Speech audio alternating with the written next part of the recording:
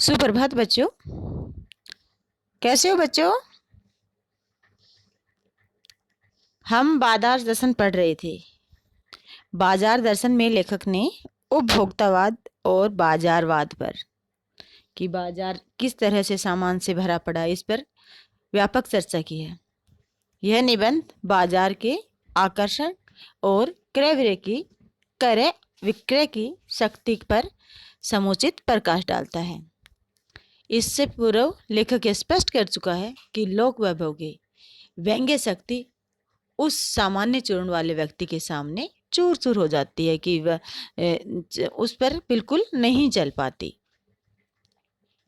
हमने यहाँ तक ये पाठ पढ़ा कि किस तरह से हम जब हमारे अंदर किसी दूसरे की सुविधाओं को देखकर लालच पैदा हो जाता है। किसी की गाड़ी को देखते हैं, कोई गाड़ी में बैठा हुआ हमारे सामने से जाता है तो कैसे हमें लगता है कि अरे हम इतने गरीब माँ बाप के यहाँ क्यों पैदा हुए, इससे अच्छा तो हमें कार वाले माँ बाप मिलते। इस तरह से मतलब हमारी महत्वाकांक्षाएं बढ़ने लगती हैं। तो इससे आगे हम पढ़ते हैं, लेकिन क्या लोक वैभव की है व्यंग्य शक्ति उस चूर्ण वाले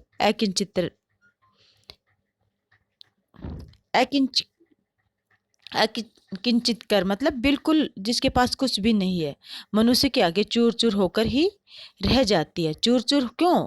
पानी पानी कहो, पानी पानी। चूर चूर होना मतलब बिल्कुल खत्म हो जाना, चूर और पानी पानी होना लज्जित होना, कि ये शक्ति उसके सामने लज्जित हो जाती है। मतलब जो भक्त जी है उसके ऊपर इस धन वैभव का कोई प्रभाव नहीं पड़ता। तो वह क्या बल है जो इस तीखे व्यंग्य के आगे भी अजय ही नहीं रहता, बल्कि मानो उस व्यंग्य की क्रूरता को ही पिघला देता है। मतलब जो धन वैभव की जो संपदा है, जो जो हम अपनी ओर आकर्षित करती है, उससे कुछ लोग हैं जिस पे उनका कोई जादू नहीं चलता। कह रहा है कि वो कोई ना कोई तो शक्ति है, कोई बल है। उस बल को नाम जो दो, पर वह शक्ति उस तल की वस्तु नहीं है जहाँ पर संसारी वैभव फलता फूलता। कह रहे कि वो वहाँ की वस्तु नहीं है जहाँ पे से संसार की सुख सुविधाएं फलती फूलती हैं, बल्कि वो उससे परे है। तल मतलब उस जगह की, वह कुछ अपर जाति की, अपर मतलब ऊपर की। लोग स्पिरिचुअल कहते हैं, मतलब आध्यात्मिक कहते हैं उसे, लोग आध्यात्मिक कहते हैं। आत्मिक, धार्मिक, नैतिक कहते हैं। उसका उस शक्ति का क्या नाम दिया है? आध्यात्मिक हो सकती है, आत्मिक, धार्मिक और नैतिक, कुछ भी हो सकती है।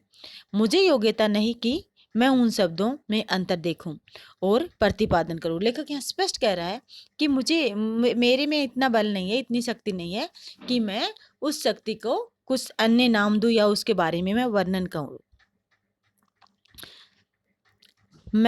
मुझे शब्दों से सारोकार नहीं, मैं विद्वान नहीं कि विद्वान शब्दों पर अटकूं, लेकिन इतना तो है कि जहाँ तृष्णा है बटोर रखने की सप्राहा है। बटोर रखने की सप्राहा मतलब इच्छा, सप्राहा, स्प्राहा मतलब इच्छा, बटोरना मतलब इकट्ठा करना।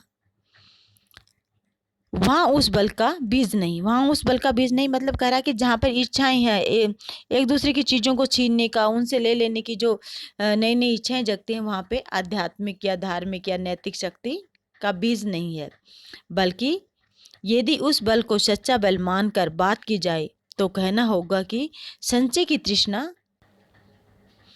और वैभव की चाह में व्यक्ति की निर्बलता ही प्रमाणित होती है। क्योंकि जितना संचय की तृष्णा मतलब इकट्ठा करने की इच्छा, और बहुत ज़्यादा वैभव की चाह, धन इकट्ठा करने से व्यक्ति की निर्बलता, कमजोरी ही प्रमाणित होती है। निर्बल ही धन की ओर झुकता है, वह अबलाता है, वह मनुष्य पर धन की ओर चेतन पर जड़ की विजय है। कह रहा कि है मनुष्य पर जो धन की चेतन पर जड़ की विजय है। मतलब चेतन कौन है? मनुष्य है जो जागा हुआ है, फिर भी वो जड़, वो धन है, उसके आकर्षण में आ गया है, उसी की ओर खिंचा जा रहा है। तो ऐसा लग रहा है कि धन ने मनुष्य को पराजय कर दिया, उस पर अपनी विजय कर ली।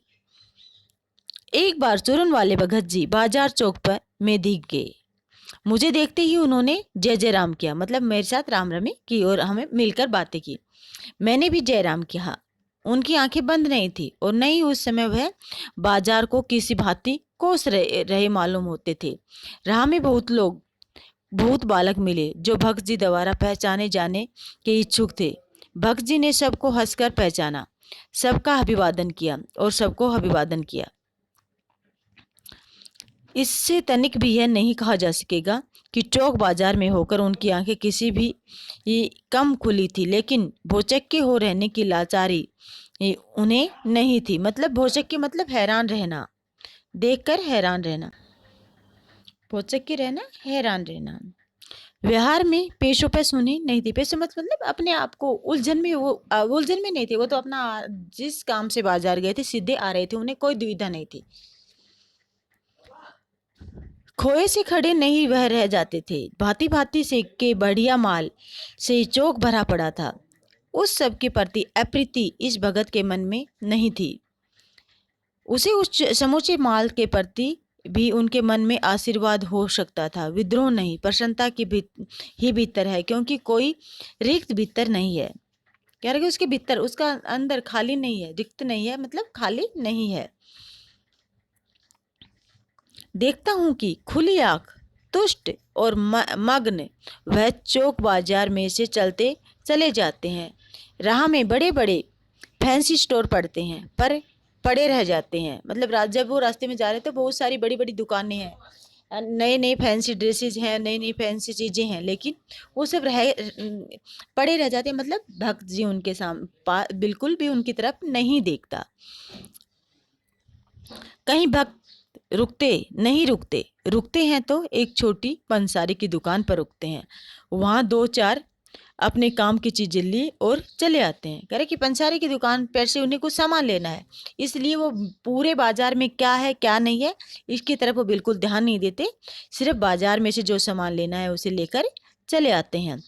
बाजार से हठपूर्ण विमुखता उनमें नहीं है। मतलब जबरदस्ती अपने आप को बाजार से, हठपूर्ण विमुखता मतलब एक तो जबरदस्ती बाजार से अपने आप को विमुख करना, कि मन चाह रहा है कि मैं बाजार को देखूं, लेकिन हम नहीं नहीं मुझे नहीं देखना, ये क्या होता है, हठपूर्ण जबरदस्ती। लेकिन भगत जी का जो मन है वो एकदम संतुष्ट, वो उसके अंदर इच्छा ही नहीं है, क्योंकि उसे क्या चाहिए, पंसारी की दुकान से कुछ सामान लेना है।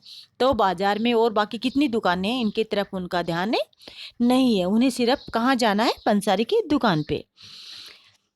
लेकिन अगर उन्हें जीरा और काला मिर्च चाहिए तो सारे चौक बाजार की सत्ता उनके लिए तभी तक उपयोगी है जब तक वहाँ जीरा मिलता है। मतलब उसे जीरा चाहिए तो उसके लिए वो उपयोगी कब है, कि उसे जीरा मिल गया, अब उसके लिए उसकी कोई ज़रूरत नहीं है।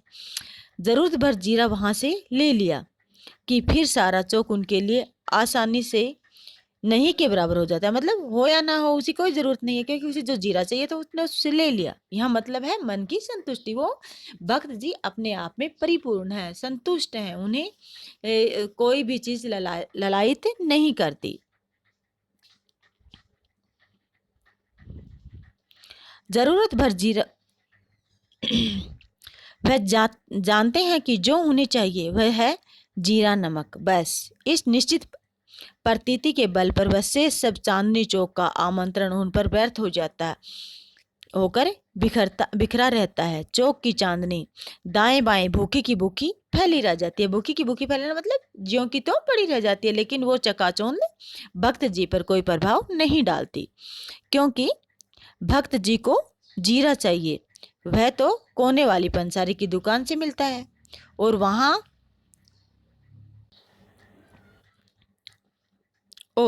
से सहज भाव में ले लिया गया है। इसके आगे आसपास अगर चांदनी बिछी रहती है तो बड़ी खुशी से बिछी रही। भगत जी से बेचारी का कल्याण ही चाहते हैं, भगत जी से बेचारी कल्याण ही चाहती है। मतलब कल्याण चाहना का मतलब बाजार की सार्थकता भी किसमें है, कि वो ग्राहक को उसकी जरूरत की। यह मुझे ज्ञात होता है कि बाजार को सार्थकता भी वही मनुष्य देता है जो जानता है कि वह क्या चाहता है, और जो नहीं जानते कि वे क्या चाहते हैं, अपनी परचेजिंग पावर के गर्व में अपने पैसे से केवल एक विनाशक शक्ति, शैतानी शक्ति, व्यंग्य की शक्ति बाजार को देखते हैं। मतलब दिखावे के लिए वो तरह तरह की चीज़ें खरीदते हैं और इससे वो खुद का विनाश भी करते हैं, साथ ही साथ उससे दूसरों को भी, और बाजार भी सार्थक नहीं हो पाता। न तो वो बाजार से लाभ उठा सकते हैं और न उस बाजार को सच्चा लाभ दे सकते हैं। बाजार से व्यक्ति कब लाभ उठा सकता है? जब उसे जो चाहिए वो सामान लेगा। और बाजार को लाभ कब देगा? बाजार को लाभ भी तभी होगा ना जब व्यक्ति की जो ज़रूरत है उसको बाजार पूरा करे। अगर पूरा बाजार में चकाचौंध भरी हुई है लेकिन मुझे नमक चाहिए और पूरे बाजार में मुझे नमक नहीं मिला, तो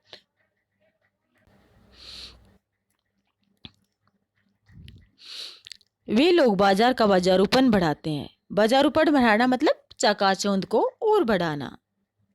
जो जिनको ये नहीं पता कि उसे क्या खरीदना है, कब खरीदना है, वो बाजारूपन बढ़ा मतलब उस चकाचौंध को बढ़ाते हैं, जिसका मतलब है कि कपट बढ़ाते हैं। कपट की बढ़ती का अर्थ है परस्पर सद्भाव की घटी, मतलब आपस में प्रेम भावनाओं का घटना। इस सद्भाव के ह्रास पर आदमी आपस में भाई भाई और सह भाई भाई दे सहृदय और पड़ोसी फिर रह ही नहीं जाते और आपस में कोरे ग्राहक और बेचक की तरह व्यवहार करने लगते हैं। मतलब उसमें आपसी कोई प्रेम नहीं रह जाता, मानो दोनों एक दूसरे को ठगने की घात में हों। एक की हानि से दूसरे का अपना लाभ दिखता है। मतलब एक चीज एक में को हानि होती है तो दूसरे का इसमें लाभ होता है। यह बाजार का बल्कि इतिहास का सत्य माना जाता है। ऐसे बाजार को बीच में लेकर लोगों में आवश्यकताओं का आदान प्रदान नहीं होता बल्कि शोषण होने लगता है। तब कपट सफल होता है, निष्कपट शिकार होता है। ऐसे बाजार मानवता के लिए विडंबना है और जो ऐसे बाजार का उपासन करता है, जो उनका शास्त्र बना हुआ है, वह अर्थशास्त्र सरासर अंधा है, वह मायावी शास्त्र है। यह अर्थशास्त्र अनीति शास्त्र है। कह रहे कि इस तरह का अर्थशास्त्र मतलब पैसे का शास्त्र, कि सिर्फ जैसे भी कमाओ, जिस नीति से भी कमाओ, पैसे कमाओ, तो वो कह रहा है कि मानवता के लिए सही नहीं है। वो मानवता का के लिए एक विडंबना है, एक बहुत बड़ी त्रासदी है। हमें बाजार को भी सार्थकता देनी चाहिए और खुद के लिए भी बाजार को सार्थक बनाना चाहिए। और ये कब बनाएंगे? जब हम अपने आप को संतुष्ट रख पाएंगे। तो इस पूरे पाठ में हमने पढ़ा कि किस तरह से लेखक जैनेन्द्र कुमार ने अनेक छोटे अपने अनुभवों से, कभी अपने दोस्त का उदाहरण देकर, तो कभी भगत जी का उदाहरण देकर, तो कभी दार्शनिक बातें करके हमें ये समझाने की कोशिश की है कि हमें विज्ञापनों की उपभोक्तावाद की लुभावनी दुनिया में न आकर अपनी आवश्यकताओं को ध्यान में रखना चाहिए और उसी के अनुसार जो चीज़ हमें चाहिए वो खरीदनी चाहिए, ताकि हम अपने जीवन में सफल हो सकें और दूसरों को भी कुछ ना कुछ सार्थकता दे सकें। आशा है बच्चों आपको ये पाठ समझ में आ गया होगा। आपको इसके प्रश्न उत्तर समझ के पाठ में से ही लिख लेने हैं। धन्यवाद बच्चों। और जो भी काम करवाया जा रहा है बच्चों, उसको साथ साथ करो ताकि हमारा सिलेबस पीछे ना रहे और हम अपना काम साथ साथ कर सकें। कोरोना वायरस की वजह से हम अपनी पढ़ाई को बिल्कुल भी ना रोकें, अपनी पढ़ाई साथ साथ करते रहें। धन्यवाद बच्चों।